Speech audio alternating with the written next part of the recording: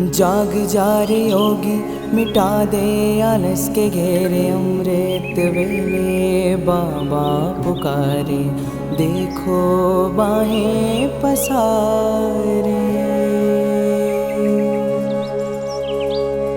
बाबा प्यार तुम्हारा अमृत वेले उठाता, मोहिनी रात में मुझे जगाता। प्रेम की घंटी हृदय मंदिर में बजती, परमात्मा पुकार में आत्मा सुनती। नींद पर होती योग की विजय, माया के होते सहज पराजय। आराम नहीं मिलन चाहती, बाबा संग आत्मा खिल जाती।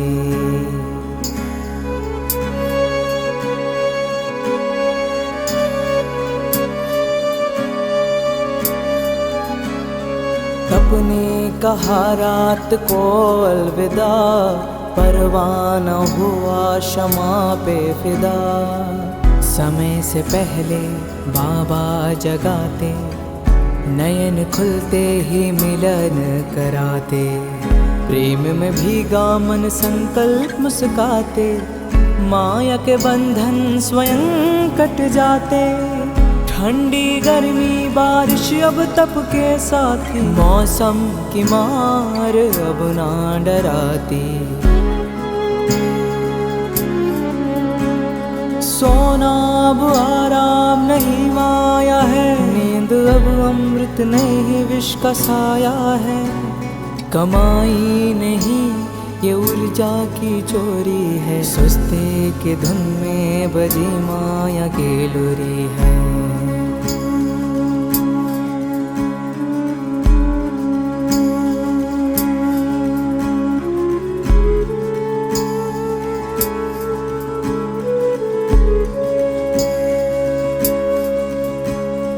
आराम की चाह वो रूह की लाचारी है, तप की राह में मन की हेरा फेरी है। जागृत में विश्व कल्याण का सूत्र हूँ, ब्रह्म मुहूर्त का प्रहरी मैं शिव पुत्र हूँ। सकल विश्व को तप से भरता, अमृत वेला में तपस्वी जलता। संकल्प से उठता नवयुग की नींव रखता, तप के ईंटों से स्वर्णिम स्वराज्य रचता। नींद की घड़ी अब बीत चुकी है, माया की छाया अब मिट चुकी है। वर्तमान में जलती है आत्मा की मशाल, मैं हूँ जागृत यही मेरा कमाल। बाबा की याद में स्वयं को गढ़ता, योग अग्नि से आलस को राख करता। मैं अब सो नहीं रहा मैं हो रहा हूँ, मैं अब खो नहीं रहा मैं जाग रहा हूँ। जाग जा रे योगी, मिटा दे आलस के घेरे। अमृत वेले बाबा पुकारे, देखो बाहें पसारे।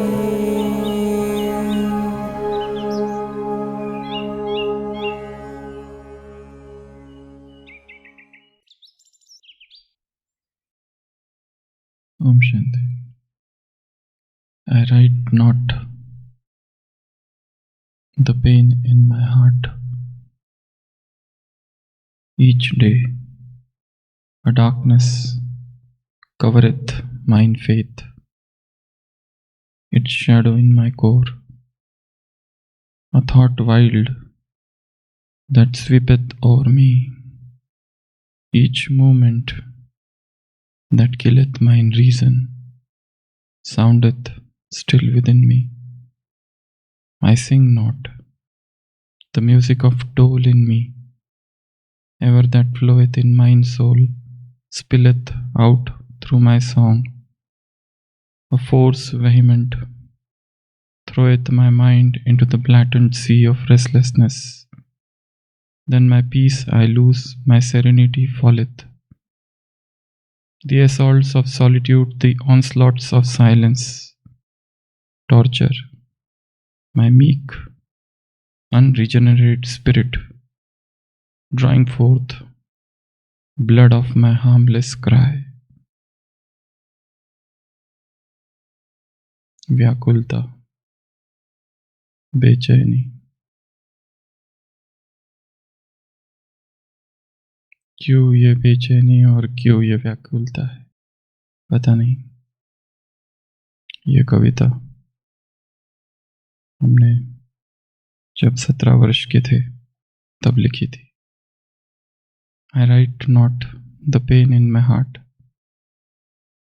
मैं कुछ नहीं लिखता, हृदय में पीड़ा है। हर दिन एक अंधकार मेरी आस्था को ढक लेता है। उसकी परछाई मेरे अंतर में बस जाती है, एक उग्र विचार जो मुझे घेर लेता है, हर पल मेरी बुद्धि को, विवेक को नष्ट करता है। अब भी मेरे भीतर उसकी गूंज बनी हुई है। मैं गाता नहीं, शोक की धुन मेरे भीतर है जो मेरी आत्मा में निरंतर बहती है और गीतों के माध्यम से बाहर निकलती है। एक तीव्र शक्ति मेरे मन को उछाल देती है, व्याकुलता के प्रचंड समुद्र में फेंक देती है। तब मेरी शांति खो जाती है, मेरी स्थिरता, निस्तब्धता ढह जाती है। एकांत के आक्रमण और मौन के प्रहार टॉर्चर माई मीक अनरिजनरेट स्पिरिट मेरी कोमल अप्रशिक्षित आत्मा को यातना देती है। Drawing fourth blood of my harmless cry मेरी निर्दोष पुकार का रक्त तक खींच लेती है। क्यों ये बेचैनी उस समय थी पता नहीं, पर एक कारण था, संसार और संसार में होने वाली घटनाएं, संसार और संसार के लोगों को देखते हुए चारों तरफ दुख, चारों तरफ पीड़ा, चारों तरफ दर्द। और जब संसार के ऐसे वातावरण में हम जीते हैं, पलते हैं, रहते हैं, तो उस दर्द की टीस गूंज भीतर भी चली जाती है।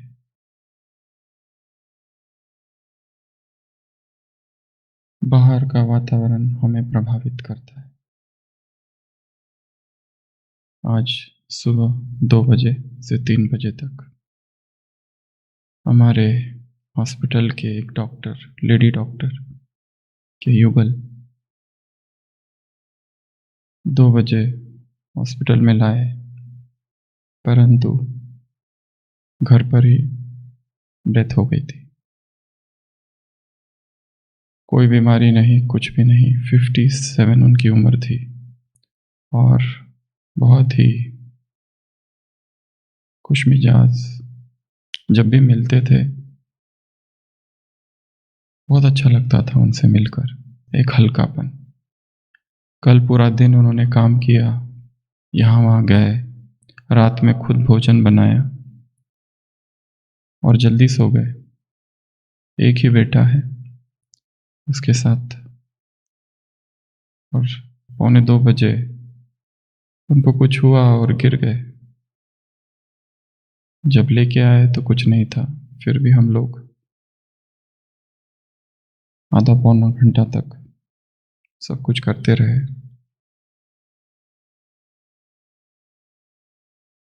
परंतु वो जो सडन कोलैप्स उस बहन का, कि अब मैं कहाँ जाऊं, दर्द और पीड़ा बहुत डीप। जब जीवन का कोई एकमात्र सहारा हो और वही चला जाए अचानक, तो गहरा दुख, गहरी पीड़ा से आत्मा को गुजरना होता है। सारे इमोशंस संग्रहित हो जाते हैं।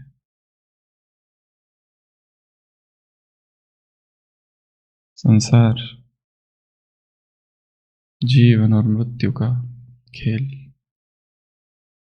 निरंतर यहाँ कुछ न कुछ हो रहा है। जब तक वो हमसे संबंधित नहीं है, हमें लगता है हम सुरक्षित हैं, परंतु जैसे ही कोई हमसे संबंधित है, हमारा कोई प्रियजन, पति या पत्नी, बेटा या बेटी, माँ या बाप, मित्र, कोई संबंधी, कोई प्रिय, जैसे ही कुछ अहित उसके साथ होता है, आत्मा हिल जाती है। सारी तपस्या का लक्ष्य उस स्थिरता को प्राप्त करना है। जितना शरीर से हम दूर रहने का अभ्यास करेंगे, जितना शरीर से उपराम रहने का अभ्यास करेंगे, उतना अप्रभावित रहेंगे। हम सोच रहे थे ये जो कविता लिखी थी ये क्यों लिखी। अचानक सुबह विचार आया कि उस समय हम कुछ पढ़ रहे थे, शायद वो दर्द उस समय भीतर चला गया था। 18th सेंचुरी में विदेश में 3 कवि थे, E B. Shelley, John Keats, Lord Byron. John Keats की मृत्यु 25 वर्ष की उम्र में हो गई। उसके 1 साल बाद पर्सी बिशी शेली चला गया, उसकी उम्र 29। उसके अगले 1 साल के बाद लॉर्ड बायरन चला गया, एज 36। ये तीनों ही इंग्लिश पोएट्री के क्या कहे द ग्रेटेस्ट पोएट्स। जब जॉन कीट चला गया था 25 वर्ष की उम्र में और शेली को पता चला, एक बहुत बहुत लंबी कविता 495 लाइन्स की एडोनाइस शेली ने लिखी थी। हम फर्स्ट ईयर में थे, अभी अभी एडमिशन हुई थी। 16 ईयर 17 ईयर तब वो पढ़ रहे थे Adonais. I weep for Adonais, he is dead. Oh, weep for Adonais, do our tears thaw not the frost which binds so dear ahead. अपने दोस्त के लिए वो एक लंबी सी कविता लिखता है, उसमें इतने भाव है मनुष्य स्वभाव के। जो हम पढ़ते हैं, जिस वातावरण में हम रहते हैं, वो कॉन्शियसली अनकॉन्शियसली हमें प्रभावित करता है। एक्साइटमेंट का वातावरण है तो भीतर एक्साइटमेंट जाती है, दर्द का वातावरण है तो दर्द भी अंदर प्रवेश कर जाता है। बेचैनी बेचैनी है सब तरफ तो अंदर बेचैनी जाती है। एक्साइटमेंट है तो वो टेम्पररी एक्साइटमेंट भीतर चली जाती है। हम सोच रहे थे कितनी तपस्या की आवश्यकता है उस स्थिति को प्राप्त करना है जहां पे हम अकंप बने रहे, one unmoving centre in this moving world. नहीं तो दुख दुख दुख भीतर प्रवेश कर जाता है। The music of dole in me, even that floweth in mine soul, spilleth out through my song. A force vehement throweth my mind in the blatant sea of restlessness. फिर उस समय तो एकांत और मौन भी क्या लगते हैं, the assault of solitude, एकांत का भी जैसे आक्रमण हो रहा है, द ऑनस्लॉट ऑफ साइलेंस। मौन भी जैसे प्रहार कर रहा है और आत्मा से खून निकल रहा है। टॉर्चर में मीक अनरिजनरेट स्पिरिट। सभी अस्थिरताओं के बीच स्थिर रहना।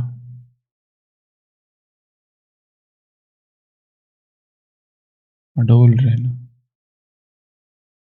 क्योंकि ये संसार का खेल ही ऐसा बना है कि जो नीचे के तल पर जीता है वो निरंतर दुखी होते रहता है। वह अवस्था निर्मोह की,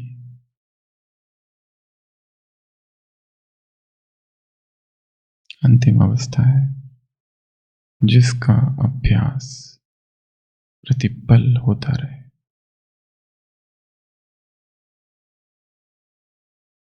आज के बाबा के महावाक्य।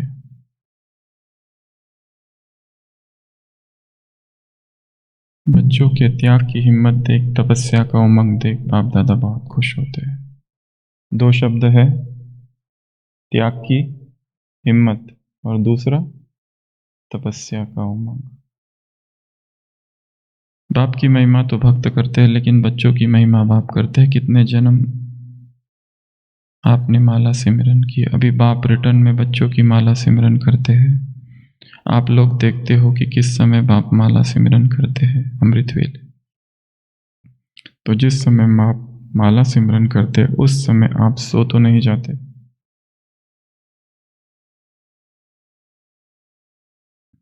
शक्तियां तो सोने वाले को जगाने वाली है, तो खुद कैसे डैश, खुद कैसे सोएंगी।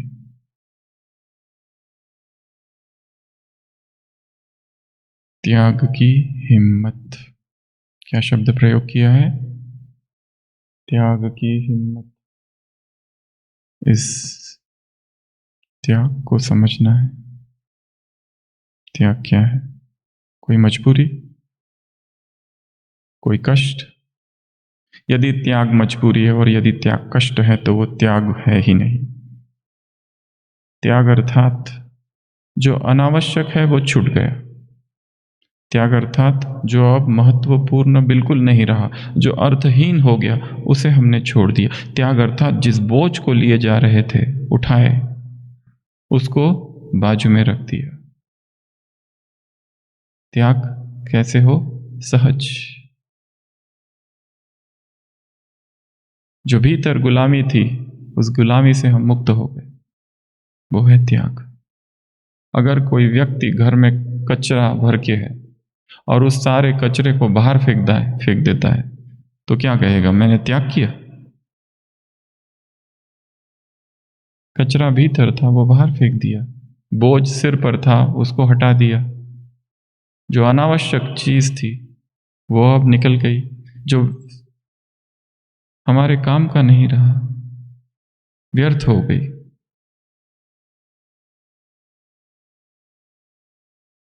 जब पता चल गया ये झूठ है, उसको हटा दिया। तो इसका त्याग, इसको त्याग कहेंगे या क्या और कहेंगे? भाग्य।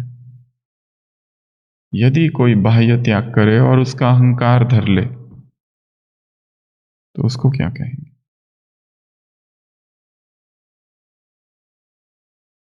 उसी तरह क्या कहा? तपस्या का उमंग। तपस्या भी कोई कष्ट नहीं है, कोई सजा नहीं है। ये करो वो करो, सुबह उठो ये खाओ या वो खाओ। तपस्या कोई कठोरता नहीं है, कोई परिश्रम भी नहीं है। तपस्या क्या हो? सहजता। तपस्या प्रेम है। भीतर इतना प्रेम बढ़ गया है, भीतर संपूर्णता इतनी जाग गई है कि वो हर चीज जो हमें भगवान से दूर करती है वो स्वतः छूट गई, हमने छोड़ा नहीं। तपस्या आनंद बन जाए, अनुशासन प्रेम बन जाए, तपस्या नृत्य बन जाए, हर संकल्प हर साधना उस नृत्य के सागर की एक लहर हो। अगर तपस्या जबरदस्ती कर रहे, बोझ के रूप में कर रहे, उठना पड़ता है, मुरली पढ़ने की बिल्कुल इच्छा नहीं है पर पढ़नी पड़ती है, इतनी बड़ी, वो भी 8-8 पेज की, वो देख कर ही चक्कर आने लगते हैं थोड़े थोड़े।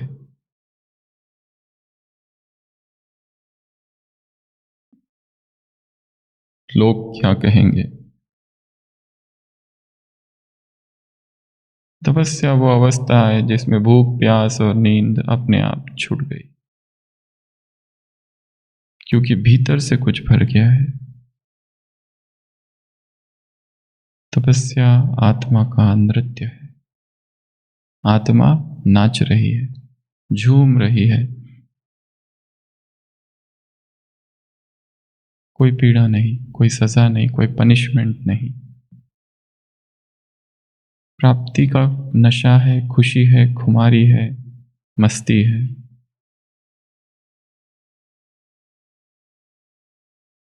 बैठ रहो आराम से, जब तक पैर रेजिग्नेशन लेटर ना दे दे तब तक। पीड़ा हो रही है, देखो उस पीड़ा को, क्या हो रहा है, यहाँ क्या हो रहा है, यहाँ क्या हो रहा है, वहां क्या हो रहा है। सुन होते हैं नहीं, उसको भी देखो। तरंगे हैं। एक दो मित्र थे बचपन में, घनिष्ठ मित्र। जैसे जैसे बड़े हुए, एक की इच्छा थी कि मैं राजा बन जाऊं, सम्राट बनूं। उसका सारा ध्यान उसी ओर था, और दूसरा तप से भरा हुआ था, वैराग से भरा हुआ था। दोनों ही सफल हुए। एक बहुत बड़ा राजा बन गया, एक सम्राट बन गया, जिसकी कीर्ति दूर दूर तक थी, जिसने अपने विजय के पताके सब तरफ लहराए। और दूसरा वैराग के पथ पर निकल पड़ा, इतना आगे निकल पड़ा, इतना आगे निकल पड़ा कि उसने वस्त्र भी छोड़ दिए आगे जाके, दिगंबर मुनि बन गया। वैराग की पराकाष्ठा, कुछ भी नहीं चाहिए संसार से। और उसकी भी बहुत ख्याति हुई वैराग्य जगत में, इसकी भी ख्याति हुई संसार में। और जब राजा को पता चला कि मेरा वो बचपन का मित्र वापस अब घर लौट रहा है, तो राजा ने पूरे राज्य को सजा दिया उसके स्वागत में, दिवाली जैसे कि दिए लगाए। वो जहां से आने वाला था वहां पर ईरानी कालीन बिछा दी, ताकि मेरा जो मित्र है, इतना त्यागी, इतना तपस्वी,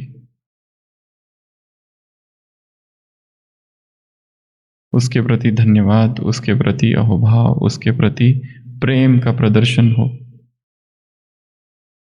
और वो जो सन्यासी मित्र था, उसको लोगों ने आके बताया, तुम्हारा जो दोस्त है ना, देखो कैसा दिखावा कर रहा है अपने वैभव का।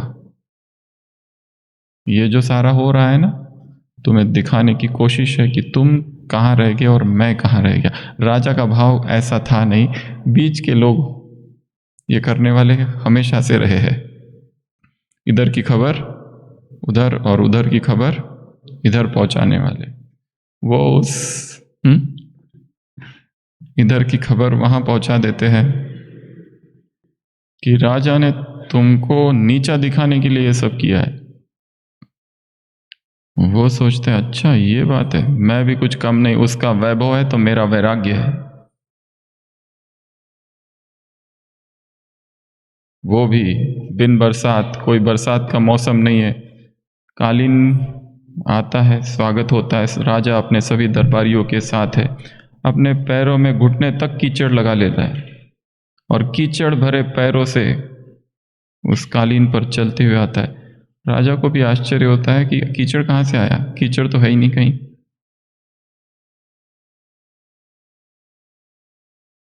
जब राजमहल की सीढ़ियों पर दोनों चढ़ने लगते हैं तो राजा पूछता है अपने मित्र से कि एक बात मुझे समझ में नहीं आई है मित्र कि ये तुमने ये कीचड़ जो लगाया ये क्या है। वो कहता है तुम अपने वैभव का प्रदर्शन कर सकते हो, तो क्या मैं अपने वैराग का प्रदर्शन नहीं कर सकता? वो कहता है आखिर तुम भी वही निकले जो मैं निकला, ना तुम बदले ना मैं, हम वही हैं जहां थे वो सदियों पहले। मुझे लगा कि तुम तो बहुत कहीं और पहुंच गए किसी और जगत में, पर तुम तो जरा नहीं बदले, मैं भी नहीं बदला। ये वैभव मेरे दंभ का प्रतीक है और तुम्हारा वैराग तुम्हारे दंभ का प्रतीक है। मैंने इस ओर यात्रा की तो तुमने उस ओर यात्रा की, बाकी हम दोनों वही हैं जहां पहले थे। एक सीधा खड़ा है, दूसरा शीर्षासन कर रहा है बस। एक संसार के भोग में डूबा है तो दूसरे ने त्याग कर दिया, पर दोनों का ध्यान उसी संसार में है, उसी भोग में है। एक कहता है, एक तो फिर भी ठीक है, वो स्वीकार करता है कि मैं डूबा हूं भोगों में, पर दूसरा जिसने छोड़ा है, जिसने त्याग किया है, उसमें छोड़ने की भावना इतनी प्रबल है और उस छोड़ने का अहंकार इतना ज्यादा है कि इसमें और उसमें बहुत अधिक अंतर नहीं है।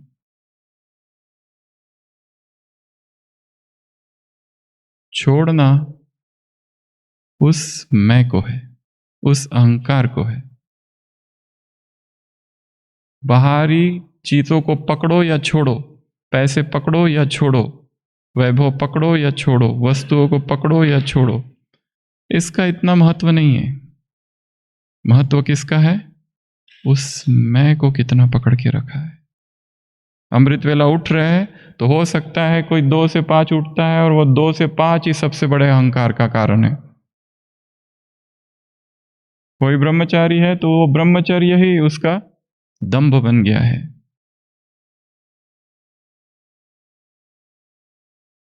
और अध्यात्म के मार्ग में तो इतनी सूक्ष्म बाधाएं हैं, इतने सूक्ष्म अहंकार है कि जो हम सोच भी नहीं सकते। हमारा रोम रोम अहंकार से ही तो भरा हुआ है, जिसे हम कहते हैं सेवा समाचार। वो सेवा का समाचार कम, स्वयं का समाचार ज्यादा है।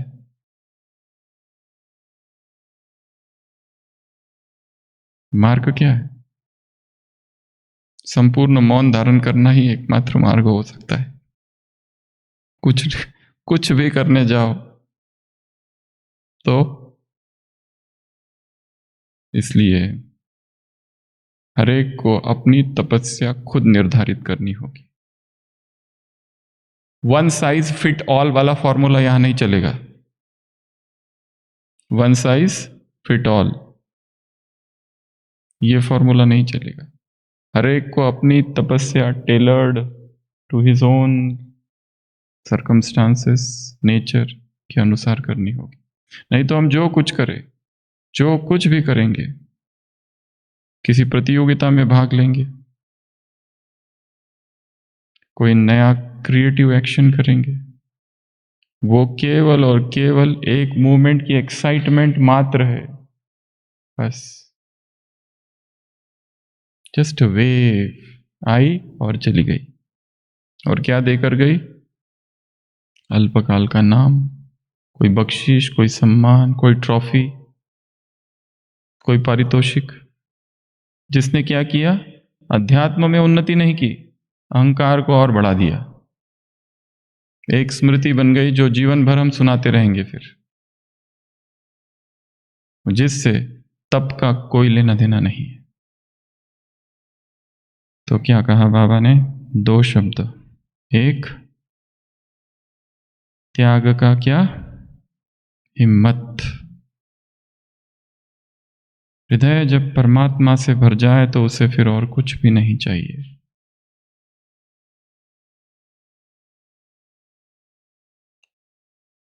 त्याग बलिदान नहीं, उत्सव हो, आनंद हो। बड़ा कुछ मिल गया इसकी खुशी हो। बड़ा लड्डू मिल गया तो ऐसा कहेंगे कि छोटा छोड़ दिया, त्याग कर दिया, बलिदान कर दिया, उत्सर्ग कर दिया। त्याग क्या है? उत्सव, आनंद। इतना भर गया, इतना भर गया कि जो छोटा था वो छूट गया। इतना सत्य भर गया कि जो झूठ था वो छूट गया। इतना विवेक भर गया कि जो संसार की सेंसिटिविटी थी, जो हमें प्रभावित करती थी, वो चली गई।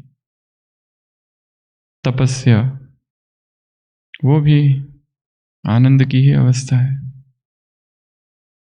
The dancing angels, the dancing मसीहास।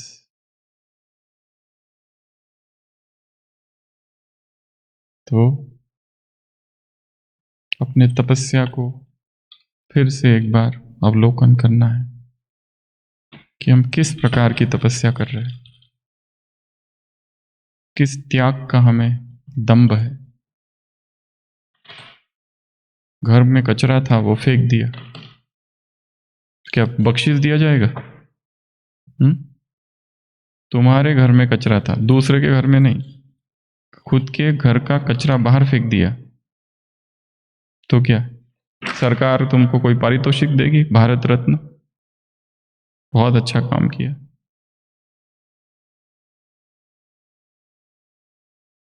त्याग सहज हो, तपस्या सहज हो।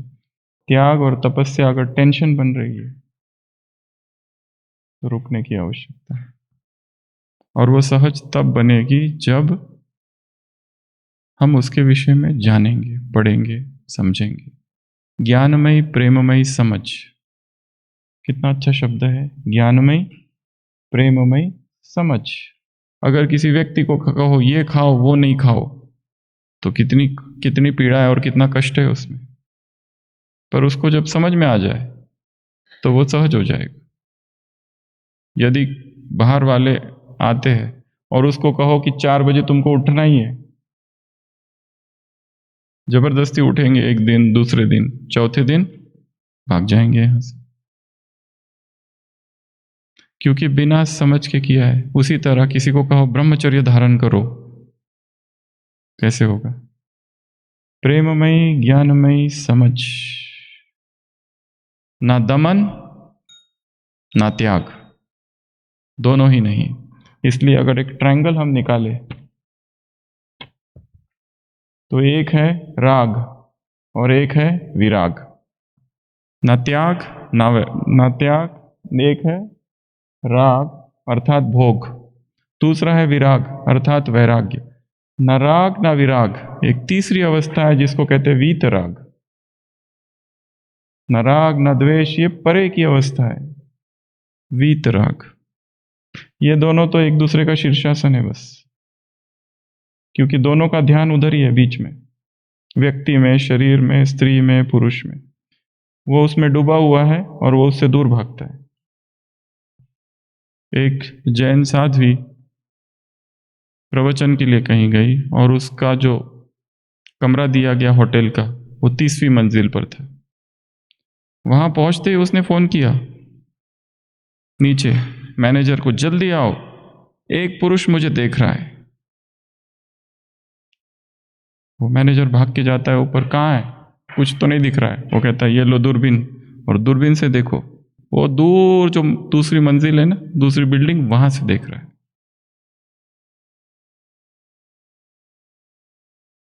ये कैसा ब्रह्मचर्य है?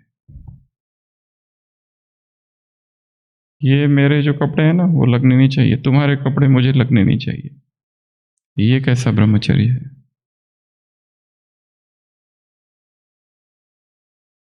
तो न राग न विराग, वीतराग। उससे ऊपर उठ जाना, उसके साथ लड़ाई नहीं करना है, संघर्ष नहीं करना है, उसके ऊपर उठ जाना, वो चीज एकदम छोटी हो जाए, हमें प्रभावित न करे। तो आज की कविता क्या थी? अंतर तप। एक बाह्य तप है, एक अंतर तप है। बाह्य तप अर्थात बाहर का सारा कुछ जो दूसरों को दिखाई देता है, जिसमें लोग कहेंगे अरे बाप रे तुम तो बहुत ही बड़े दिखते हो। पर प्राय ऐसा कहने वाले, दिखने वाले उतने श्रेष्ठ होते नहीं। पैसे छोड़ दिया परंतु एक वॉलेट रखा है जिसमें चिल्लर रखे। साधु ने क्या किया? पैसा त्याग कर दिया परंतु एक बटुआ रखा है जिसमें चिल्लर रखे हुए, वो नहीं छूटा है बस। सारा संसार के सौंदर्य प्रसाधन सारे छोड़ दिया, राख भस्म कर लिए, पर छोटा सा आईना रखा है देखने के लिए कि राख ठीक से लगी है कि नहीं, प्रॉपर। इसलिए निरंतर एक दिव्य असंतोष भरा रहे जीवन में। अध्यात्म में किस चीज की आवश्यकता है? डिवाइन डिस्कंटेंट, कि ये जो कुछ है ये नहीं सत्य, इसके आगे सत्य है। अगर ये सोच लिया कि हाँ यही सब कुछ है, यही, तो वहीं फंसे रह जाएंगे। और आगे और आगे और आगे, अभी तक जो किया है कुछ भी नहीं किया, ना ज्ञान में, ना योग में, ना धारणा में, सेवा में, 0 मार्क्स खुद को। सेवा तो अभी चालू ही नहीं की है, ये भाषण जो किए ये बुद्धि और वाणी विलास था केवल, बस। उसको तो सेवा में गिनती ही नहीं करनी है, पहली बात, 0। अगर कोई आके कहा कि आपको सुना तो बहुत फायदा हुआ, उसको कहना ये तुम्हारा भ्रम है। Get lost. ओम शांति। ओम शांति। आज की कविता कहें या गद्य कहें, नहीं देखना पड़ेगा। गद्य। इसका शीर्षक है अंतरतप। 15 लाइन्स है। स्वतः सुखाय से दया धर्म का मूल है कि जीवंतता ही अंतरतप।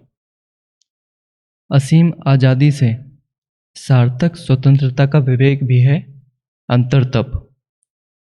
परहित सरसी धर्म से निर्मल मनजन का आत्मिक अनुभव भी है अंतरतप। अपना पराया संपर्क संबंध नॉन बीके की मानसिकता से आत्मा तक की यात्रा भी है अंतरतप। क्षीण होते जगत में अक्षुण्ण हो रहना भी है अंतरतप। संपर्क संबंध चर्चा परिचर्चा में निसंग रह स्वयं से संबंध रहना भी है अंतरतप। व्यक्तिवाद, भौतिकता, विस्तारवाद, पूंजी तथा साम्राज्यवाद का चेतना से झड़ जाना भी है अंतरतप। स्थूलता के मानसिक दबाव से मुक्ति भी है अंतरतप। स्वचिंतन, स्वदर्शन, स्वपरिवर्तन की निरंतर जागृति भी है अंतरतप। चेतन अवचेतन की सहजता, सरलता, विनम्रता तक की यात्रा भी है अंतरतप। एकांत से ध्यान, ध्यान से अध्यात्म, अध्यात्म से राजयोग, राजयोग से मौन, मौन से स्वयं और स्वयं से परम तक की यात्रा भी है अंतरतप।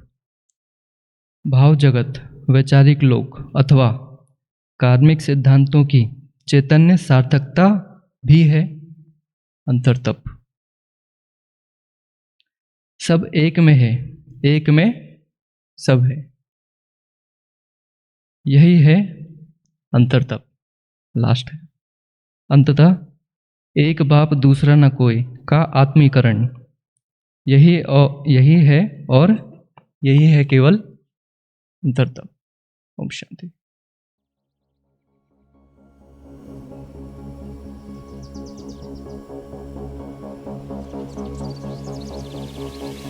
मन्मना भव शिव बाबा सततम, निराकार तेजोमय पावनम, प्रभात काले स्मरणं दिव्यं, सत्यं शिवं सुंदरं चिंतनम्। तोड़ दे नींद की जंजीरें, थाम ले तप की मशालें, तोड़ दे नींद की जंजीरें, थाम ले तप की मशालें, फाड़ दे आलस की काली चादर, निद्रा से तप का न कर अनादर, सपनों का विष पीने से कर इनकार, रूहानी योद्धा कर अब ललकार। न सो न लेट हो जाते यार, उठ चल कर तम का संहार। तोड़ दे नींद की जंजीरें, थाम ले तप की मशालें। तोड़ दे नींद की जंजीरें, थाम ले तप की मशालें।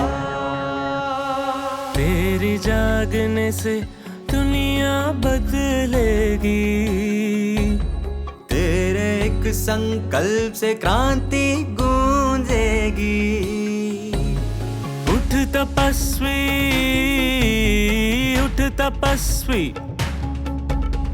तू उठे तो विश्व संवरेगा। जगे तो भाग्य निखरेगा। अमृत वेले की है पुकार। ना रुक ना झुक हो जा निराधार, बढ़ चल बढ़ चल बन युग